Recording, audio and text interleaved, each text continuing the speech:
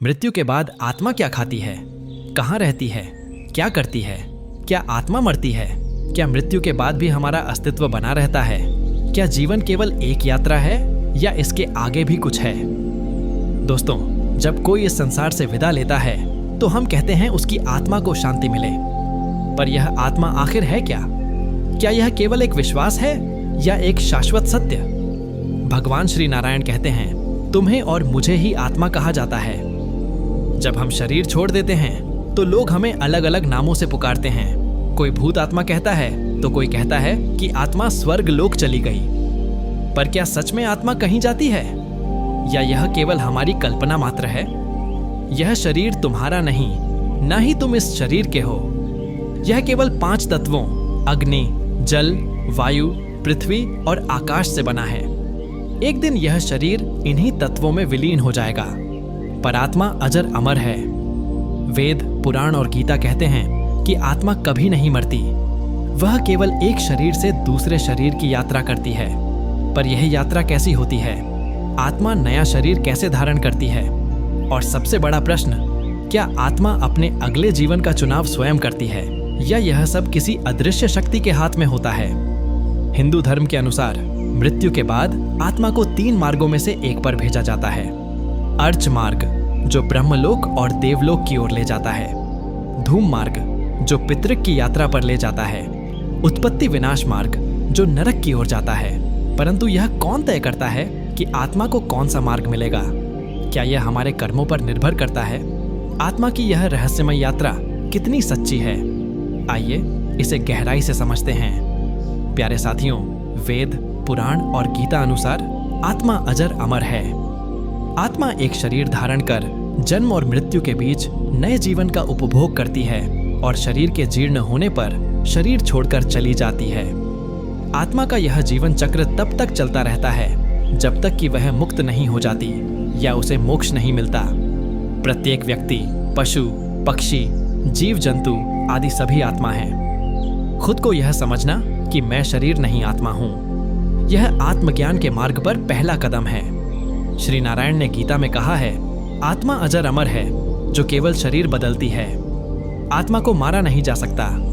जिस प्रकार पुराने कपड़ों को उतारकर मनुष्य नए कपड़ों को धारण करता है, उसी तरह आत्मा भी एक समय के बाद एक नया शरीर धारण करती है। परंतु नया शरीर धारण करने का अर्थ केवल मनुष्य शरीर से नहीं होता। आत्मा को किसी भी योनि में जन्म मिल सकता है।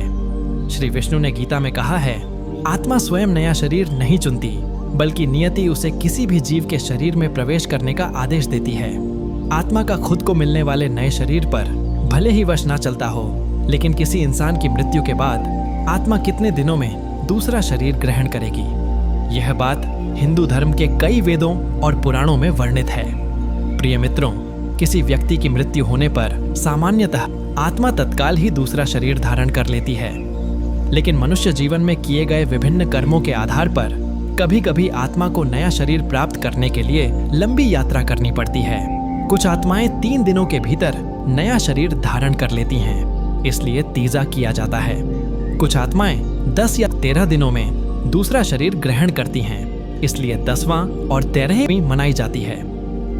वहीं कुछ इंसान ऐसे भी होते हैं जिनकी मृत्यु दर्दनाक या समय से पूर्व हो जाती है, या जिनकी कोई गहरी इच्छा अधूरी रह जाती है। उनकी आत्माएं नया शरीर लेने से इनकार कर देती हैं। ऐसे में उन्हें नया शरीर मिलने में 37-40 दिन लग सकते हैं। इसीलिए 1 वर्ष बाद बरसी मनाई जाती है, ताकि यदि आत्मा प्रेत योनि में भटक रही हो तो उसे शांति मिल सके और वह फिर से जन्म चक्र में प्रवेश कर सके।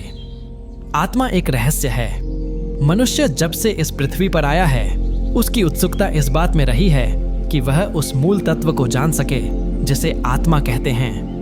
भगवान श्री विष्णु ने आत्मा का विस्तार से वर्णन किया है और बताया है कि प्रत्येक मनुष्य के शरीर में आत्मा रूप में मैं विराजमान रहता हूँ। आत्मा ही जीवन है, आत्मा ही मूल सत्य है, आत्मा ही ज्ञानी है। आत्मा अजर है, अमर है।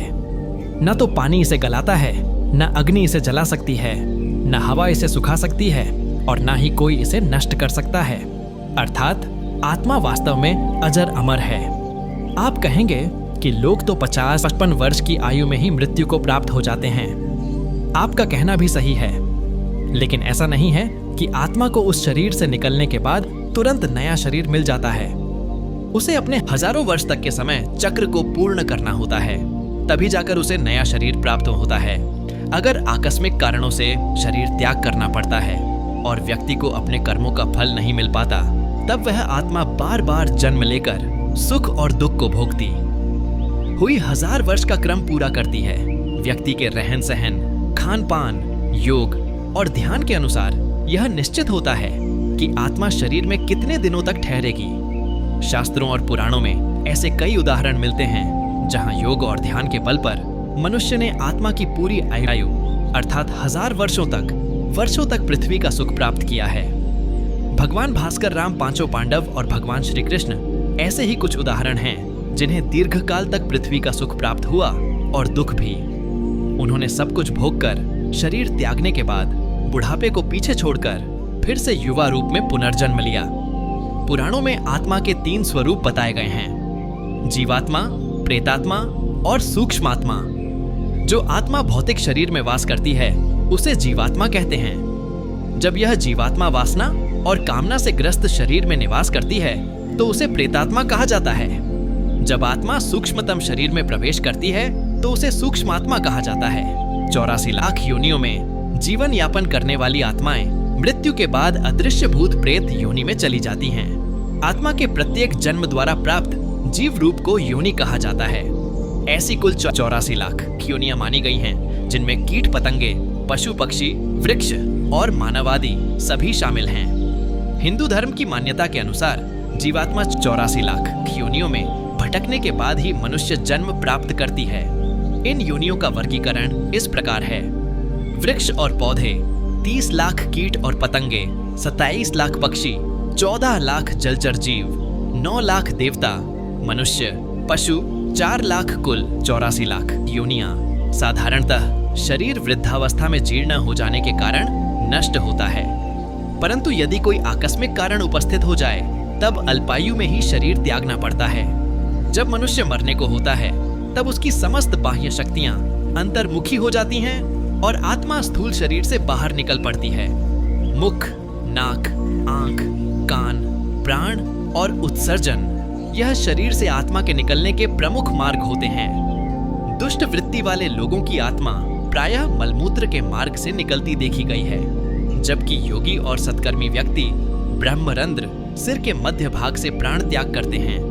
मृतक की आत्मा स्थूल शरीर से अलग होकर सूक्ष्म शरीर में प्रविष्ट हो जाती है।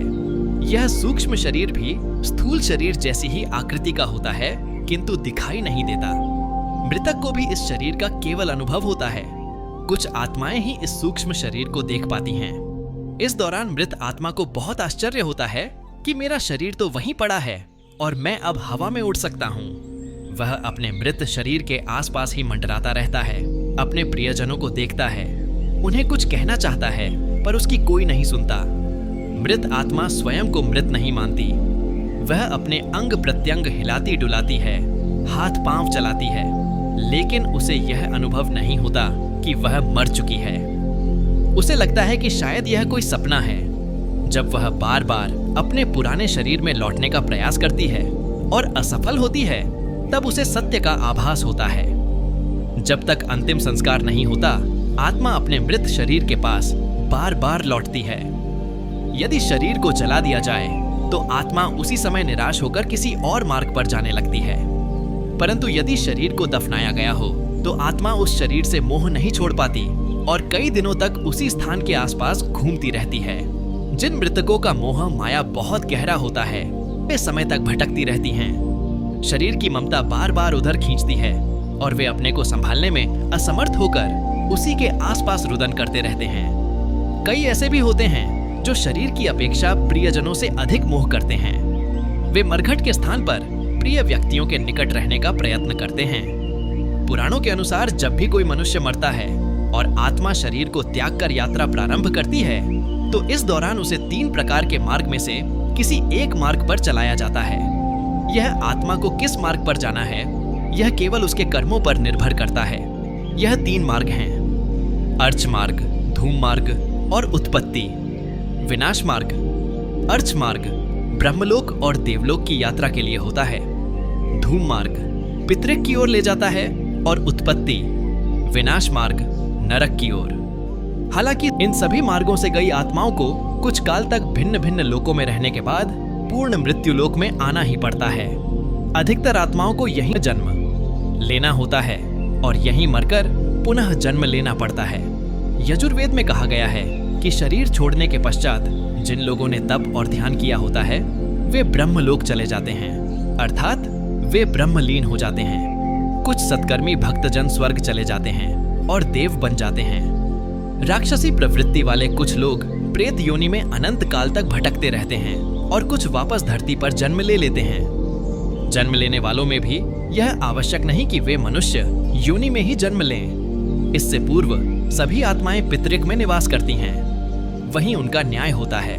सामान्य जनों के लिए यह धारणा कार्य करती है कि वे किस प्रकार की भावना और विश्वास लेकर मृत्यु को प्राप्त हुए हैं। जैसे किसी के मन में यह गहरी धारणा है कि मृत्यु के बाद यमदूत आएंगे तो उन्हें सच में यमदूत दिखाई देने लगते हैं। वहीं जिनके विश्वास में यह बैठा होता है कि मृत्यु के पश्चात आत्मा गहरी नींद में चली जाती है, उन्हें सच में ऐसा ही अनुभव होता है। शास्त्रों के अनुसार हमारे शरीर में 7 प्रकार के चक्र होते हैं। यह 7 चक्र हमारे 7 प्रकार के शरीर से जुड़े होते हैं, जिनमें प्रमुख 3 हैं: भौतिक शरीर, सूक्ष्म शरीर, कारण शरीर। भौतिक शरीर लाल रक्त से सना होता है, जिसमें लाल रंग की प्रधानता होती है। सूक्ष्म शरीर सूर्य के पीले प्रकाश जैसा होता है, कारण शरीर नीले रंग से युक्त होता है। कुछ ज्ञानी जन मानते हैं कि नीला रंग आज्ञा चक्र का और आत्मा का रंग है। नीले रंग का प्रकाश आत्मा के अस्तित्व को दर्शाता है, जबकि पीले रंग की आभा आत्मा की उपस्थिति का संकेत देती है। आचार्य श्री राम के अनुसार पाश्चात्य योगियों का मत है कि जीव का सूक्ष्म शरीर बैंगनी छाया लिए होता है, जबकि भारतीय योगी इसे शुभ्र ज्योति स्वरूप अर्थात सफेद प्रकाश वाला मानते हैं। आत्मा के लिए कौन सा दिन महत्वपूर्ण होता है? भाद्रपद की पूर्णिमा और आश्विन मास के कृष्ण पक्ष की प्रतिपदा से लेकर अमावस्या तक का समय पितृपक्ष कहलाता है। इस काल में मृत पूर्वजों का श्राद्ध किया जाता है। पितरों की तिथि को ही उनका श्राद्ध किया जाता है। सर्वपितृ अमावस्या के दिन उन सभी पूर्वजों का श्राद्ध किया जाता है जिनकी तिथि ज्ञात नहीं होती। क्या इच्छा अनुसार जन्म और मृत्यु संभव है? अपनी इच्छा से शरीर त्यागना आसान है, लेकिन इच्छा से शरीर धारण करना कठिन है। फिर भी जो व्यक्ति इच्छा से शरीर छोड़ना सीख जाता है, वह भविष्य में इच्छा अनुसार जन्म भी ले सकता है। इच्छा मृत्यु शब्द का सर्वप्रथम उल्लेख महाभारत में मिलता है, जिसका अर्थ है अपनी मर्जी से मृत्यु को प्राप्त करना। भीष्म पितामह ने तीरों की शैया पर लेटकर अपनी इच्छा से ही मृत्यु को आमंत्रित किया था। शास्त्रों के अनुसार जीव स्वयं अपनी इच्छा, ममत्यान्या, भावना और कर्म से संस्कारों के अधीन होकर जन्म ग्रहण करता है। यह भाव उसके जीवन में किए गए कर्मों और अनुभवों के बीज रूप में मृत्यु के साथ जाते हैं और उसी के अनुसार अगला जन्म मिलता है। इसे एक गणितीय समीकरण की तरह समझा जा सकता है, सरल लेकिन अत्यंत गहरा। अधिकतर लोग प्रकृति के नियमों के अनुसार जन्म लेते हैं, लेकिन कुछ योगी या आत्मज्ञानी ऐसे भी होते हैं जो अपनी अगली जन्मस्थली तक का चयन कर लेते हैं। भगवद गीता में आत्मा को लेकर सबसे प्रामाणिक वर्णन मिलता है। कहा गया है, आत्मा अविनाशी है, न यह जल से गलती है, न अग्नि से जलती है, न हवा इसे सुखा सकती है और न ही कोई इसे काट सकता है। आत्मा का स्वाभाविक गुण है विस्तार करना और अंततः ईश्वर में विलीन होना। जब तक आत्मा ईश्वर के उस मूल बिंदु तक नहीं पहुंचती, तब तक वह शरीर बदलती रहती है। आत्मा को देख पाना सामान्य रूप से संभव नहीं है। इसके लिए ईश्वर की कृपा और सूक्ष्म दृष्टि की अत्यंत आवश्यकता होती है। आत्माएं वायु तत्व जैसी होती हैं। जब आत्मा का अनुभव होता है तो कभी कभी एक विशेष सुगंध या गंध का अनुभव भी होता है। आत्माएं अच्छी या बुरी नहीं होती, उनके साथ जुड़े संस्कार ही उन्हें दिशा देते हैं। बुरे संस्कारों से ग्रसित आत्माओं का दुरुपयोग कुछ तांत्रिक अवश्य करते हैं, लेकिन वह भी अज्ञान या लोभ की उपज होती है। तंत्र मंत्र जैसी बातें केवल भ्रम हैं। सत्य एक ही है और वह है ईश्वर की भक्ति। इसलिए हमें चाहिए कि हम शिव और श्री कृष्ण की शरण में जाएं, सत्संग करें, भजन करें कीर्तन करें, अपने संस्कारों को शुद्ध करें, कर्मों को सुधारें और आत्मज्ञान को प्राप्त करें। गीता में कहा गया है, मनुष्य की आत्मा स्वयं सर्व सामर्थ्य परमेश्वर का श्वास है। जब आत्मा जन्म और मृत्यु में अनगिनत बार भटकने के बाद थक जाती है, तब वह अपनी यात्रा का अंतिम लक्ष्य मोक्ष प्राप्त करने की आकांक्षा रखती है। मोक्ष का अर्थ है आत्मा का इस संसार के बंधनों से पूर्ण रूप से मुक्त हो जाना और परमात्मा में विलीन हो जाना। यह आत्मा की सर्वोच्च स्थिति होती है, जहां वह ना सुख की इच्छा रखती है और ना ही दुख की अनुभूति। मोक्ष की आवश्यकता क्यों है? वेदों के अनुसार आत्मा जब तक अपने वास्तविक स्वरूप को नहीं पहचानती, तब तक वह माया के भ्रम में फंसी रहती है। माया यानी यह संसार, इसके संबंध, इच्छाएं, क्रोध, लोभ और अहंकार आत्मा को बार बार जन्म लेने के लिए विवश करते हैं। यही कारण है कि कहा गया है, पुनर्जन्मम पुनर्मरणम जननी जठरे शयनम। संसारे बहु दुखे कथम मोक्षम मम प्रभु मोक्ष प्राप्ति के 4 मार्ग हिंदू शास्त्रों ने मोक्ष प्राप्त करने के लिए 4 प्रमुख मार्ग बताए हैं। 1 ज्ञान योग आत्मा और परमात्मा के सत्य ज्ञान द्वारा। 2 भक्ति योग परमात्मा की निष्काम भक्ति द्वारा। 3 कर्म योग बिना फल की आशा किए हुए सत्कर्म द्वारा। 4 राजयोग ध्यान और साधना द्वारा अंतर्मन से जुड़कर। इन चारों मार्गों का एक ही उद्देश्य है, आत्मा को उसकी वास्तविक स्थिति का बोध कराना। जब आत्मा जान जाती है कि वह शरीर नहीं है, तब वह बाह्य संसार से विमुख होकर अपने आंतरिक स्वरूप की ओर आकर्षित होती है। आत्मज्ञान ही है मोक्ष का द्वार। भगवत गीता में श्री कृष्ण अर्जुन से कहते हैं, न जायते मयते व कदाचित न भूतवा भविता व न भया अजो नित्य शाश्वतोय पुराणो न हन्यते हन्यमाने शरीरे। इस श्लोक का भाव है कि आत्मा कभी जन्म नहीं लेती, न ही मरती है। यह सनातन है, अविनाशी है, केवल शरीर मरता है, आत्मा नहीं।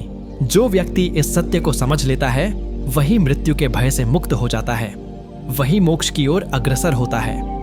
मोक्ष की अवस्था कैसी होती है? जब आत्मा मोक्ष प्राप्त करती है, तब वह कर्म के बंधनों से मुक्त हो जाती है, पुनर्जन्म के चक्र से बाहर आ जाती है, सुख दुख से परे केवल शांति और परमानंद में लीन हो जाती है, परमात्मा के साथ एकाकार हो जाती है, जैसे बूंद समुद्र में मिल जाती है। मृत्यु एक ऐसा विषय है जो हर जीवित प्राणी के जीवन से जुड़ा है, फिर भी यह सबसे अधिक उपेक्षित और भयभीत करने वाला विषय माना गया है। लेकिन अध्यात्म के दृष्टिकोण से मृत्यु कोई अंत नहीं है, बल्कि आत्मा की यात्रा का एक संक्रमण काल है। एक पड़ाव यह वह क्षण होता है जब आत्मा एक शरीर से निकलकर अगले अनुभव की ओर अग्रसर होती है। इस खंड में हम समझेंगे कि मृत्यु की चेतना क्या होती है और यह चेतना आत्मा के अगले जन्म को कैसे प्रभावित करती है। मृत्यु की घड़ी की चेतना शास्त्रों के अनुसार जिस समय प्राणी मृत्यु को प्राप्त होता है, उस अंतिम क्षण की चेतना अत्यंत महत्वपूर्ण होती है। मृत्यु की घड़ी में व्यक्ति का मन जिस विचार में लिप्त होता है, वही विचार उसके अगले जन्म की दिशा तय करता है। भगवत गीता में श्री कृष्ण कहते हैं, यम यम वापिस स्मरण भावम तजतते कलेवरम तन तमेति कौनते सदा तद्भाव भाविता। अर्थात जो भाव लेकर प्राणी शरीर का त्याग करता है, वह उसी भाव को प्राप्त करता है। यदि उस क्षण मन ईश्वर में लीन है, भक्ति में है, सत्य और प्रेम में है, तो आत्मा उच्च लोकों में जाती है या मोक्ष को प्राप्त करती है। पर यदि मन वासनाओं, क्रोध, मोह या डर से भरा होता है, तो आत्मा उसी ऊर्जा में खींचकर निम्न योनियों में जन्म लेती है। चेतना को नियंत्रित करने के उपाय मृत्यु की चेतना संयोग से नहीं बनती, यह जीवन भर के अभ्यास से निर्मित होती है। जो व्यक्ति जीवन भर अपने चित्त को नियंत्रित करना, मन को साधना, सत्य बोलना और सच्चे धर्म का पालन करना सीखता है, उसकी मृत्यु शांत, सौम्य और जागरूक होती है। ऐसे व्यक्ति को मृत्यु भी एक साधना प्रतीत होती है। योग साधना, ध्यान, भक्ति, नाम स्मरण और सेवा, यह सब आत्मा को मृत्यु के समय भी सजग बनाए रखने में सहायता करते हैं। संत महापुरुषों की मृत्यु को महासमाधि कहा जाता है, क्योंकि वे पूर्ण जागरूकता के साथ शरीर त्याग करते हैं। पुनर्जन्म का रहस्य, पुनर्जन्म का सिद्धांत भारत की आत्मविद्या का मूल स्तंभ है।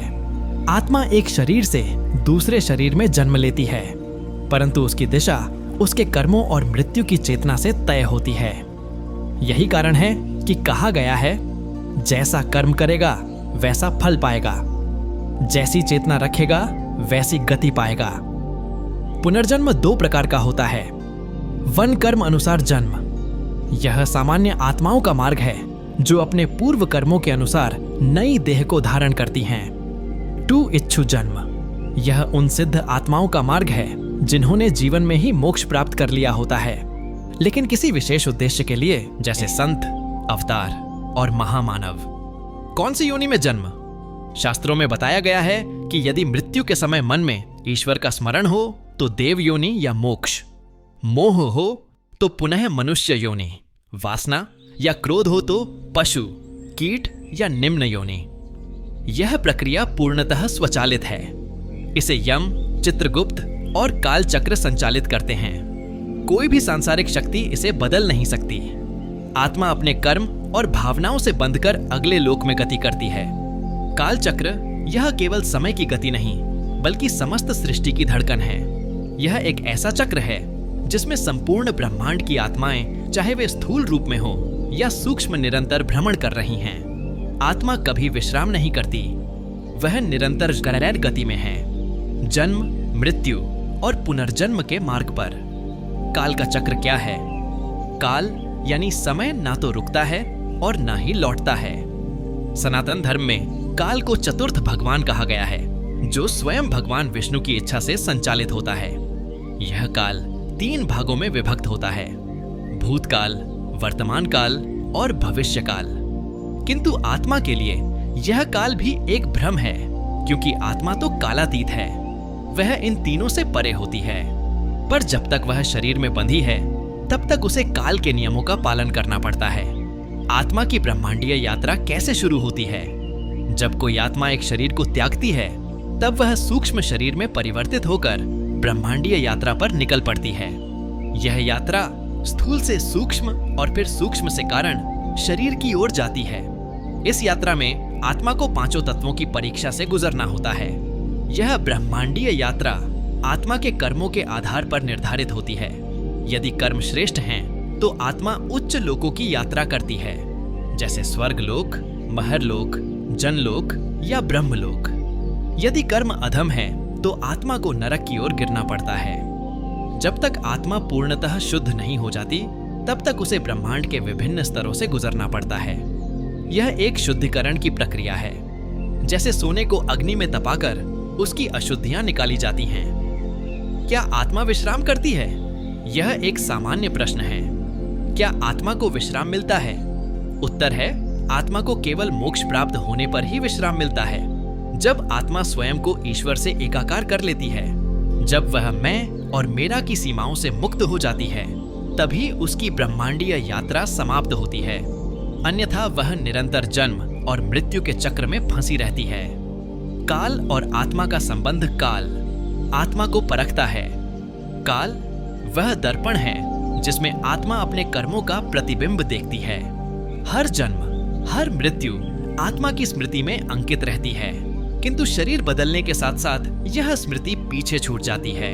परंतु आत्मा जानती है, वह जानती है कि वह कौन थी, कहां गई थी और अब कहां जा रही है। शिव और काल एक गढ़ संबंध। भगवान शिव को कालों का भी काल कहा जाता है। महाकाल, क्योंकि शिव न केवल आत्मा को मृत्यु के बंधन से मुक्त करते हैं बल्कि काल को भी नियंत्रित करते हैं। जो आत्मा भगवान शिव की शरण में आ जाती है वह काल चक्र से परे चली जाती है। ऐसी आत्मा फिर इस ब्रह्मांडीय यात्रा में नहीं भटकती बल्कि अनंत ब्रह्म में विलीन हो जाती है। काल चक्र केवल समय नहीं है, यह हमारी आत्मा की परीक्षा है। यह हमारे विचारों, कर्मों और चेतना की यात्रा है। जब तक आत्मा इस चक्र को नहीं समझती वह भ्रमण करती रहती है, पर जब वह स्वयं को पहचान लेती है तब वह जान जाती है, मैं अमर हूं, मैं ब्रह्म हूं, मैं ही सत्य हूं। जब मनुष्य यह जान लेता है कि वह केवल मांस, हड्डी और रक्त का पुतला नहीं है बल्कि एक चेतन ऊर्जा है, एक शुद्ध अथेय आत्मा है, तभी उसका असली जीवन प्रारंभ होता है। यही आत्मज्ञान की पहली सीढ़ी है। मैं कौन हूं? आत्मा की पहचान की शुरुआत।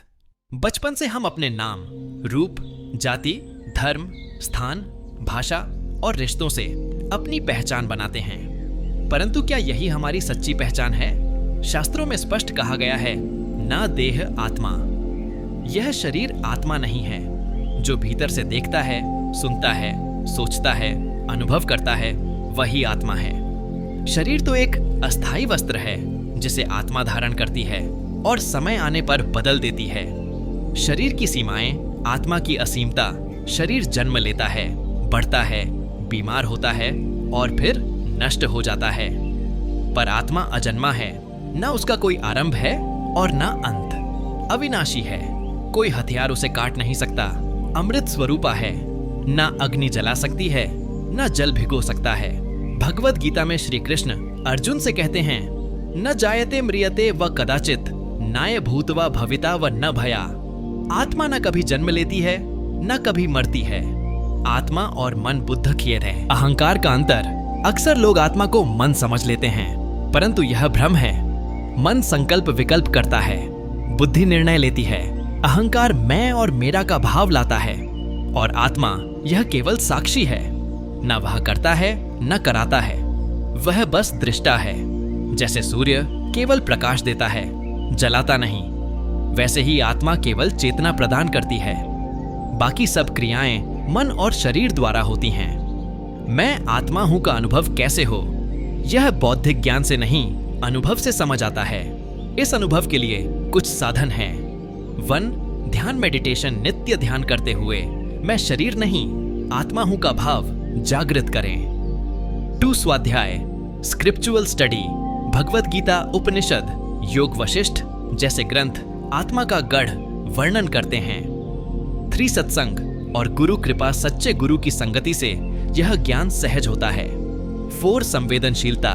हर दिन के अनुभवों में यह जागरूकता रखें। जो दिख रहा है वह बदल जाएगा, पर जो देख रहा है वह अनंत है।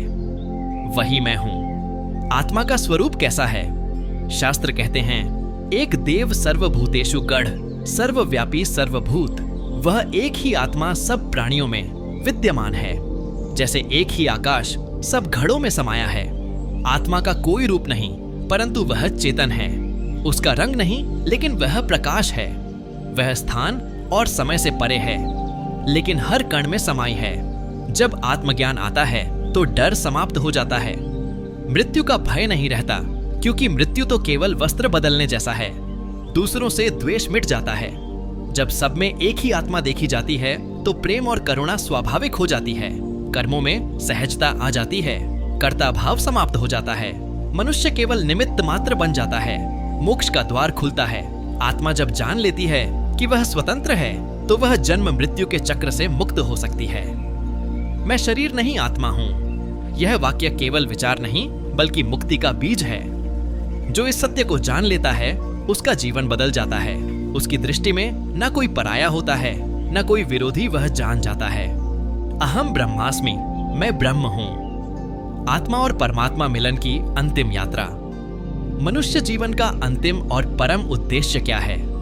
ना कोई भोग, न कोई संपत्ति, न कोई नाम या यश, बल्कि आत्मा का परमात्मा से मिलन ने।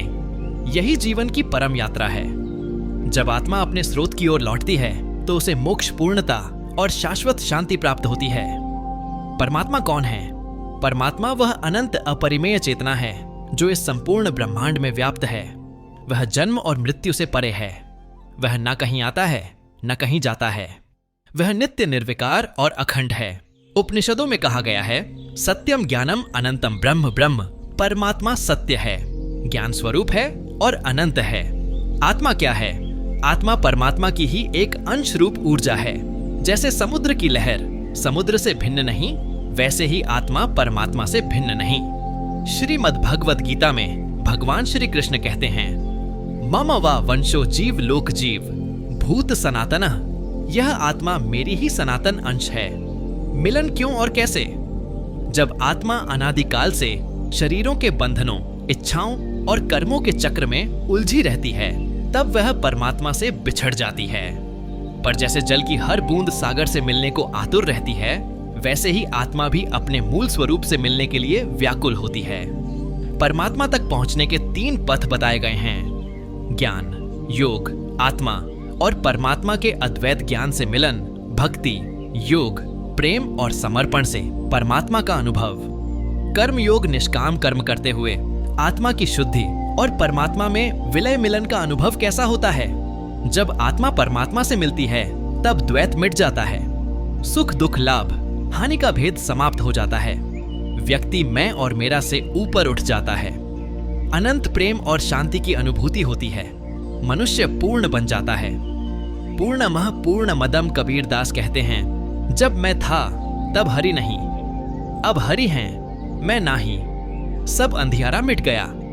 जब दीपक देखा माही, यह मैं अर्थात अहंकार जब मिटता है तभी हरि अर्थात परमात्मा प्रकट होता है। मिलन के बाद क्या होता है? जब आत्मा परमात्मा से मिल जाती है तो उसका पुनर्जन्म नहीं होता, वह इस संसार के चक्र से मुक्त हो जाती है। यही है मोक्ष। उस स्थिति को शास्त्रों में कहते हैं सायुज्य मोक्ष या ब्रह्मलीन अवस्था। यद्यत भावम स्मरण देहते जतते कलेवरम तन तमेति कौनते, सदा तद्भाव भावित। जिस भाव के साथ आत्मा शरीर त्यागती है वह उसी रूप में गति को प्राप्त करती है जो परमात्मा के भाव में स्थित होकर शरीर छोड़ता है, वह उसी में लीन हो जाता है। आत्मा की यात्रा अनंत है। शरीर आते जाते हैं, भावनाएं बदलती हैं, कर्म रंग बदलते हैं, पर आत्मा तब तक भटकती रहती है जब तक वह अपने मूल स्थान परमात्मा में विलीन नहीं हो जाती। यह मिलन ही है सच्चा सुख, यह मिलन ही है जीवन की पूर्णता। आत्म साक्षात्कार वह क्षण जब सब बदल जाता है।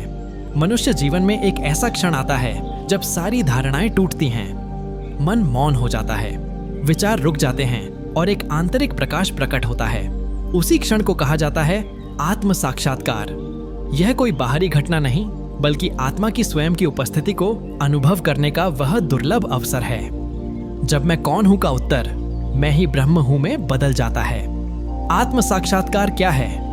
आत्म साक्षात्कार का अर्थ है आत्मा का स्वयं को जान लेना। यह जानना कि मैं शरीर नहीं हूं, मैं मन नहीं हूं, मैं विचार नहीं हूं, मैं केवल चेतना हूं।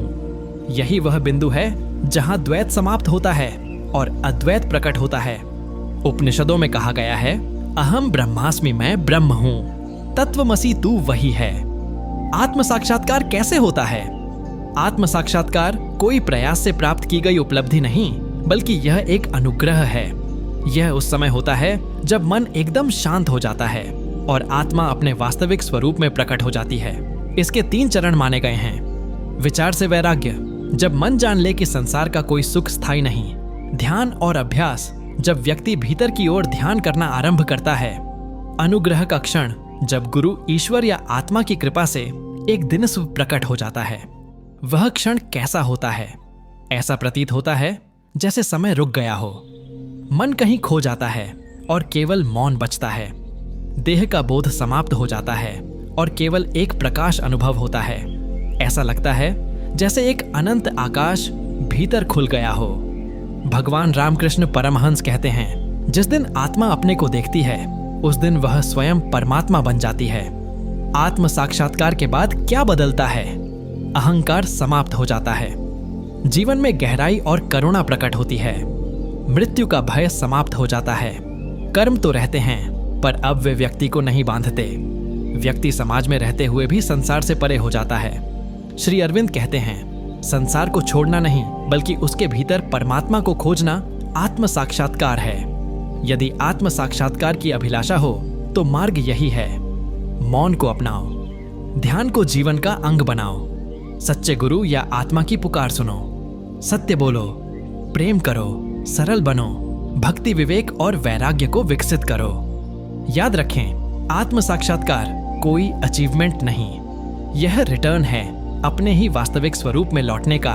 एक दिव्य क्षण मन और आत्मा 2 अलग प्रकृतियों के तत्व, एक ही शरीर में विद्यमान। मन परिवर्तनशील है, विचारों से भरा हुआ, जबकि आत्मा शाश्वत है, शुद्ध और शांत। इन्हीं दोनों के बीच होता है जीवन का सबसे बड़ा संघर्ष, मन की खींचतान और आत्मा की पुकार। मन क्या है? मन इंद्रियों और विचारों का संचालक है। आगे यह संकल्प विकल्प से भरपूर एक तरंगों का महासागर है। मन हमेशा या तो भूतकाल में रहता है या भविष्य में। वर्तमान में उसका टिकना कठिन होता है। मन ही वह पर्दा है जो आत्मा को छिपाए रखता है। जैसे धुएं से दीपक ढक जाता है, वैसे ही वासनाओं और संकल्पों से आत्मा ढकी रहती है। आत्मा क्या है? आत्मा स्वयं में पूर्ण, शुद्ध, शांत और अविकारी है। आत्मा साक्षी है। वह देखती है पर प्रतिक्रिया नहीं देती। वह ना जानने वाली नहीं बल्कि जानता है। स्वयं प्रकाश है। आत्मा कभी भी अशांत नहीं होती। अशांत तो मन होता है। संघर्ष क्यों होता है?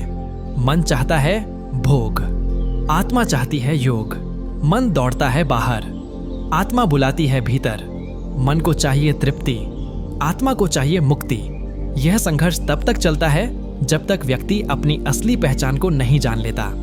गीता में श्री कृष्ण कहते हैं, मनुष्य स्वयं का मित्र भी है और शत्रु भी। संतुलन कैसे आए? मौन का अभ्यास करें। मौन मन को शांत करता है और आत्मा की आवाज सुनाई देती है। ध्यान और प्राणायाम करें। मन और श्वास के संतुलन से चेतना जागृत होती है। विवेक को जागृत करें। क्या करना है और क्या नहीं, इसका निर्णय आत्मा के निर्देश से हो। कर्म योग अपनाएं। फल की चिंता किए बिना कर्म करें, जिससे मन का संकल्प क्षीण हो। सत्संग और आत्मचिंतन करें। शुभ विचारों से मन निर्मल होता है और आत्मा के समीप पहुंचता है। मन की शुद्धि इक्वल साइन आत्मा का प्रकाश। मन जैसे जैसे शांत होता है, आत्मा का प्रकाश भीतर अनुभव होने लगता है। जब मन पूरी तरह से मौन हो जाए, तब आत्मा की उपस्थिति प्रत्यक्ष हो जाती है। रावण महर्षि कहते हैं, मन को रोकना ही आत्म साक्षात्कार है। जब मन नहीं रहेगा, तब आत्मा स्वयं प्रकट होगी। समाधान, आत्मा को मन का मार्गदर्शक बनाओ। मन को त्यागने की आवश्यकता नहीं, उसे आत्मा के अधीन करना आवश्यक है। जैसे एक अश्व को साधकर उसे रथ में जोड़ा जाता है, वैसे ही मन को साधकर उसे आत्मा के रथ में जोड़ना है। तभी जीवन विकर्षण से प्रकाश की ओर बढ़ता है। योग, ध्यान और आत्मा की ऊर्जा का जागरण। योग केवल शरीर के आसनों तक सीमित नहीं, यह आत्मा से परमात्मा की यात्रा है। ध्यान मात्र आंखें बंद कर बैठना नहीं, बल्कि मन की लहरों को शांत कर आत्मा के स्वरूप का दर्शन करना है। जब योग और ध्यान दोनों मिलते हैं, तब आत्मा की सुप्त ऊर्जा जागृत होती है, जिसे शास्त्रों में कुंडलिनी शक्ति भी कहा गया है। योग शरीर, मन और आत्मा का मेल। योग का अर्थ है जोड़ना। आत्मा का परमात्मा से, मन का शांति से और शरीर का चेतना से जुड़ जाना। योग के 8 अंग बताए गए हैं: यम, नियम, आसन, प्राणायाम, प्रत्याहार, धारणा, ध्यान, समाधि। इन सभी अंगों का उद्देश्य है मन को साधकर आत्मा की ओर बढ़ना। भगवत गीता में श्री कृष्ण कहते हैं, योग कर्म सुकौशलम। योग्य कर्मों में कुशलता है। ध्यान आत्मा से साक्षात्कार का माध्यम।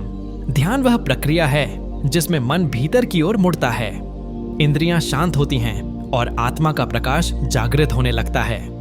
ध्यान में हम अपने सही स्वरूप को अनुभव करते हैं। न शरीर, न मन, न विचार, केवल शुद्ध चैतन्य।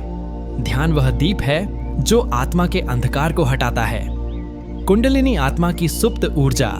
आत्मा की ऊर्जा मूलाधार चक्र में सुप्त अवस्था में होती है, जिसे कुंडलिनी शक्ति कहते हैं। जब योग, प्राणायाम और ध्यान के द्वारा यह शक्ति जागती है, तब वह धीरे धीरे सभी चक्रों को जागृत करती हुई सहस्त्रार चक्र तक पहुंचती है, जहां आत्मा का ईश्वर से मिलन होता है।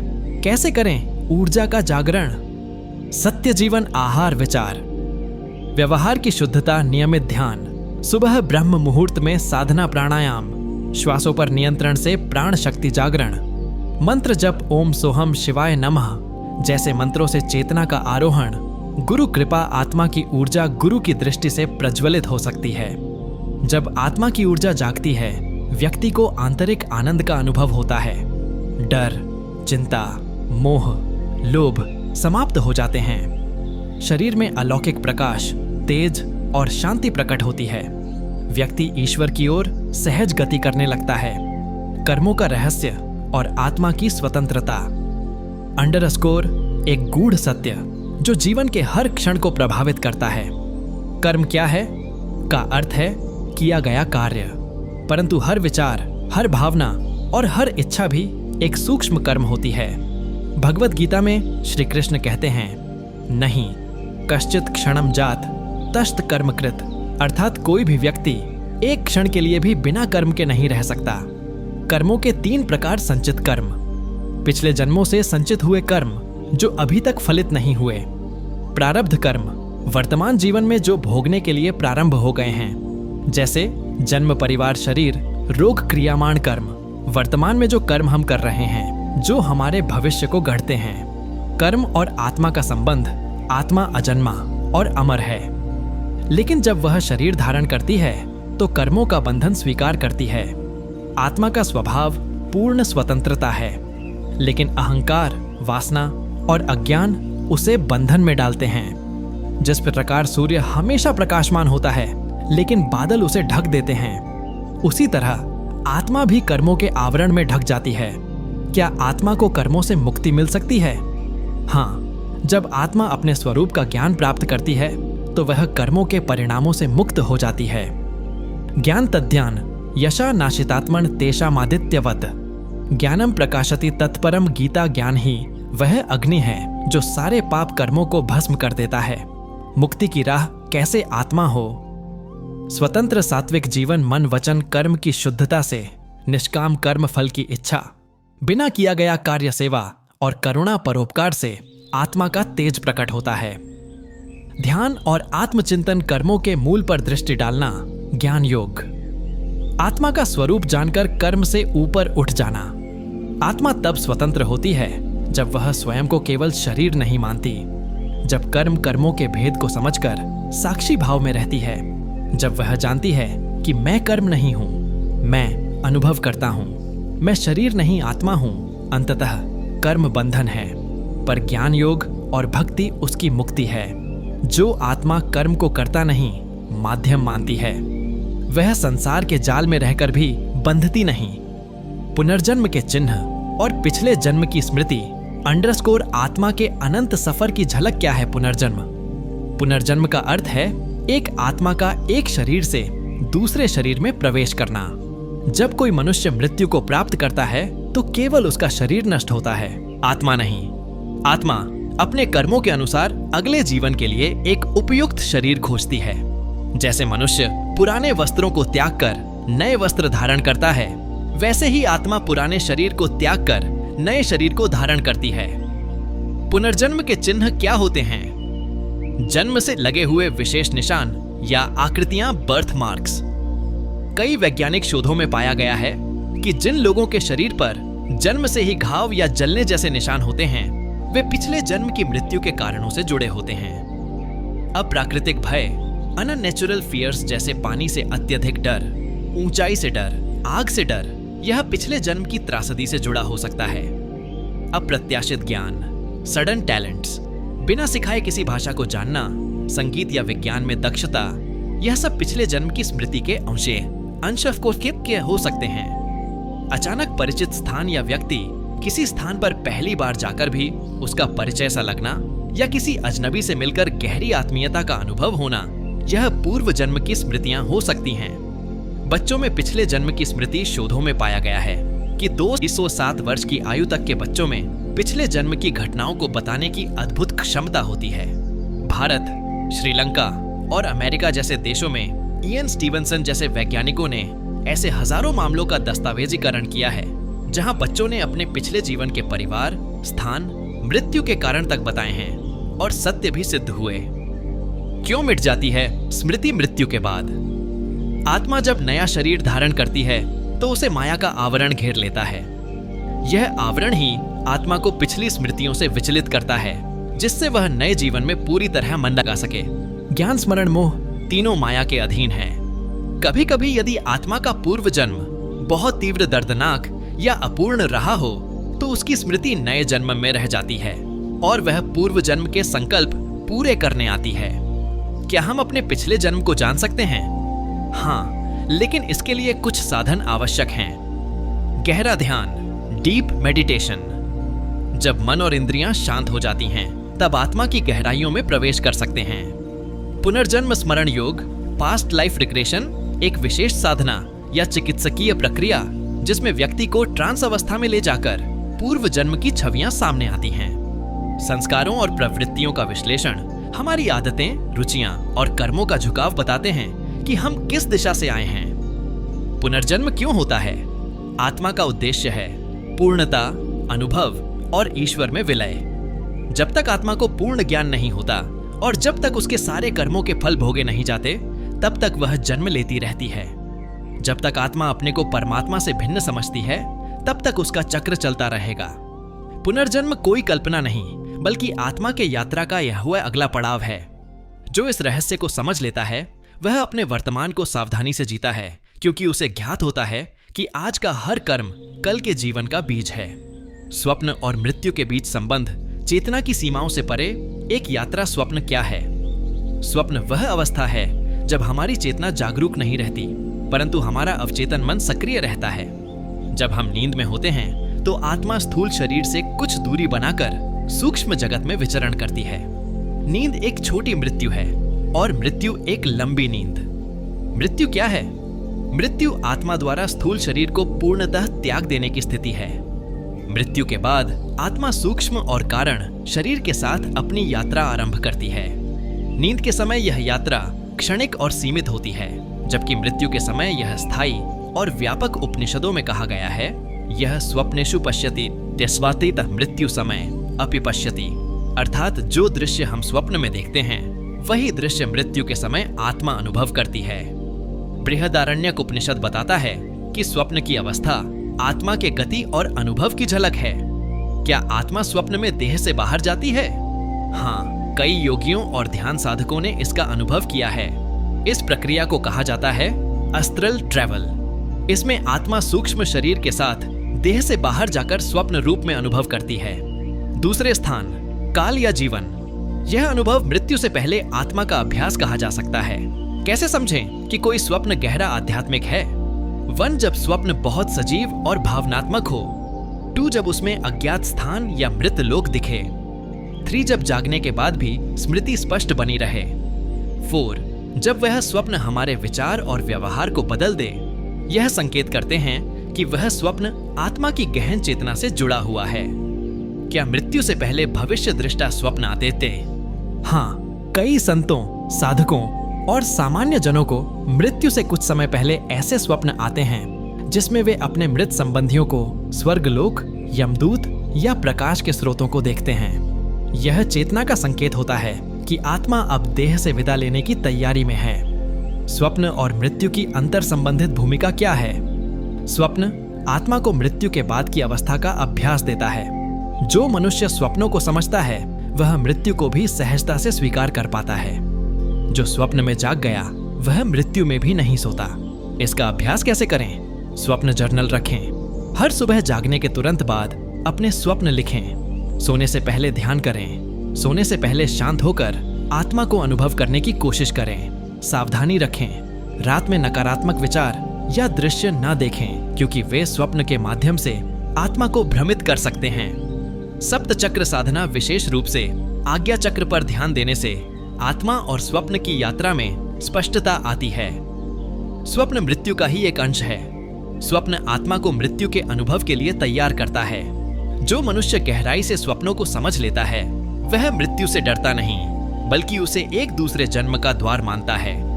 जीवात्मा से परमात्मा तक मोक्ष की अंतिम यात्रा। आत्मा की परम वापसी जीवात्मा क्या है? जीवात्मा उस चेतन ऊर्जा का नाम है जो ब्रह्मांडीय आत्मा परमात्मा से निकली है और अनेक जन्मों से शरीर दर शरीर भ्रमण कर रही है।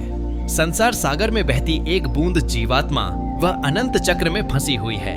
जन्म, मरण, पुनर्जन्म, कर्म, भोग। आत्मा क्यों भटकती है? जब आत्मा में अहम और वासना उत्पन्न होती है तब वह स्वतंत्र सत्ता की भ्रांति में पड़कर ईश्वर से अतम, ईश्वर से अलग अनुभव करती है। यह भ्रम ही उसका पतन है। बू ने जब सागर से अलग होना चाहा, तब से उसकी यात्रा आरंभ हुई माया की ओर। क्या सभी आत्माएं मोक्ष पा सकती हैं? हाँ, हर आत्मा में परमात्मा तक लौटने की क्षमता है, लेकिन यह तभी संभव है जब कर्मों का बंधन कट जाए, वासनाएं शांत हो जाए, अहंकार नष्ट हो जाए, आत्मा जागरूक हो जाए। मोक्ष क्या है?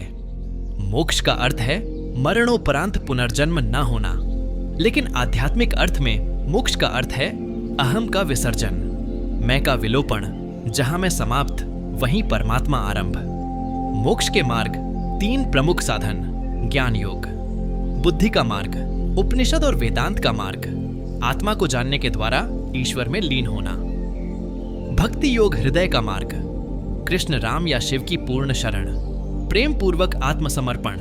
कर्म योग, कर्म का शुद्धिकरण, निष्काम कर्म करते हुए फल की चिंता किए बिना हर कर्म ईश्वर को अर्पित करना। तीनों मार्ग अंततः मोक्ष की ओर ले जाते हैं। मोक्ष के लक्षण क्या है? जिस आत्मा ने मोक्ष प्राप्त किया हो उसमें यह गुण देखे जाते हैं: क्रोध, लोभ, मोह से परे, मृत्यु का भय नहीं, सभी जीवों में एकात्मता का भाव, परमानंद में स्थित मैं और मेरा समाप्त। मोक्ष के बाद आत्मा का क्या होता है? 3 संभावनाएं होती हैं: वन, सद्गति, स्वर्ग या उच्च लोक में विश्रामटू। ब्रह्मलीनता, ब्रह्म में लीन हो जाना, त्रिजीवन मुक्त अवस्था, शरीर में रहते हुए भी मोक्ष वेद कहते हैं। यदा पश्यते, रुक्म वर्णन तथा मोक्ष प्राप्ति भवती। जीवात्मा की अंतिम यात्रा कैसे होती है? आत्म जागरण, जब व्यक्ति जानता है मैं शरीर नहीं आत्मा हूं। कर्म विमुक्ति, कर्मों से बंधन कटता है, वासनाएं समाप्त होती हैं। समर्पण, संपूर्ण अहंकार का समर्पण, जो भी हूं तू ही है प्रभु। ब्रह्म साक्षात्कार, जब आत्मा ईश्वर के स्वरूप को अनुभव कर लेती है तब आत्मा परमात्मा से एक हो जाती है। मोक्ष के प्रमाणिक ग्रंथ और गुरु श्रीमद् भगवद गीता, ब्रह्मसूत्र उपनिषद विवेकानंद, शंकराचार्य कबीर, गुरु नानक, रामानुजाचार्य, रमण महर्षि जैसे महापुरुष। क्या आज के युग में मोक्ष संभव है? हाँ, क्योंकि परमात्मा कभी सुलभ नहीं होता, वह सदा सुलभ है। जो उसे सच्चे हृदय से पुकारे वह उसके समीप स्वयं चला आता है। मोक्ष केवल कठिन तप या त्याग से नहीं बल्कि शुद्ध हृदय, निष्काम प्रेम और सत्कर्मों से भी संभव है। हम आए हैं लौटने रुकने नहीं। जीवन एक यात्रा है, जीवात्मा से परमात्मा की ओर। जो इस यात्रा को समझ ले वही सच्चा योगी, भक्त और ज्ञानी बन जाता है। मोक्ष और निर्वाण में क्या अंतर है? आत्मा की अंतिम स्वतंत्रता बनाम अहंकार का अंतिम विलय मोक्ष। यह शब्द हिंदू दर्शन, वेदांत, उपनिषद, गीता आदि में आता है। इसका शाब्दिक अर्थ है मुक्ति, अर्थात आत्मा का बंधनों से छूट जाना। आत्मा पुनर्जन्म के चक्र से मुक्त होकर परमात्मा में लीन हो जाती है। आत्मा और परमात्मा का मिलन ही मोक्ष है। निर्वाण, यह शब्द बौद्ध और जैन दर्शन से आता है। निर्वाण का अर्थ है बुझ जाना, जैसे दीपक बुझ जाए। इसका आशय है अहंकार, वासना, तृष्णा और इच्छा की पूर्ण समाप्ति। जहां कुछ भी पाने की चाह नहीं बचती वहां निर्वाण घटित होता है। मोक्ष में क्या होता है?